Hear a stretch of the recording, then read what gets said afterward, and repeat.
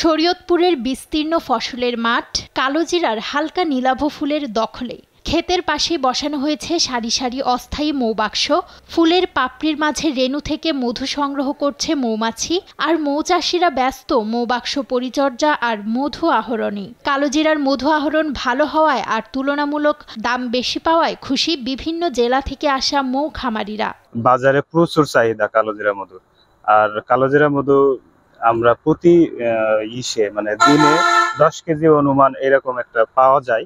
অস্থায়ী মৌচাষীদের জমির পাশে কাজ করতে দেয় লাভবান হচ্ছেন কৃষকরা। সেই সঙ্গে পরাগায়নের ফলে আগের তুলনায় বেড়েছে ফসলের ফলনও। তাই জমির পাশেই মৌচাষীদের বসতে দিয়েছে স্থানীয় কৃষকরা। ফুলের থেকে মধু আহরণ করলে আমাদের ফসলের ক্ষতি হয়, এখন দেখে যে আমাদের এটা ক্ষতি হয় না। আমাদের পূর্বপুরুষ যেরকম আমাদের ফসল আসছে, এখন আমার ওরকম ফসল আসে, কোনো ক্ষতি হয় না। এবং এরা যখন আসে বর্ষার জন্য আমরা নিরাপদের একটা ব্যবস্থা করে দিই। কালোজিরার মধুকে জেলার ব্র্যান্ডে পণ্য হিসেবে ঘোষণা করা হয়েছে। কৃষি অফিস ও খামারিদের সমন্বয় ঘটানো গেলে জেলা থেকে অন্তত 100 কোটি টাকার মধু উৎপাদন সম্ভব বলে জানিয়েছেন মধু আহরণকারী প্রতিষ্ঠান হাসকা এগ্রো ফার্ম। শরীয়তপুরে সবচেয়ে ভালো কোয়ালিটির কালোজিরা ফুলের মধু উৎপাদন হয় এবং শরীয়তপুর জেলা প্রশাসন কর্তৃক এই মধুকে জেলা ব্র্যান্ডিং পণ্য হিসেবে ঘোষণা করা হয়েছে। এবং এই মধুটাকে যদি আমরা একটু কৃষি অফিস এবং যদি খামারিদের সমন্বয় করানো যায়, তাইলে এর মধু প্রায় শরীয়তপুর থেকেই প্রায় 100 কোটি টাকার কালোজিরা ফুলের মধু উৎপাদন করা সম্ভব।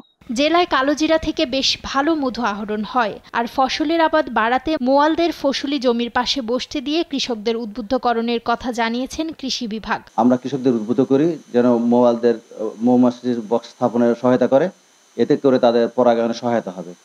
এবং আমরা সবসময় কৃষকদের পরামর্শ দিচ্ছি যে তাদের যদি সহায়তা করে তাহলে আমাদের মধু ফসল উৎপাদন আরো বৃদ্ধি পাবে। এবার কালোজিরার মধু আহরণের জন্য মৌবাক্স বসানো হয়েছে 2010টি। মধু উৎপাদনের লক্ষ্যমাত্রা 9650 কেজি। নিউজ ডেস্ক, দেশ টিভি।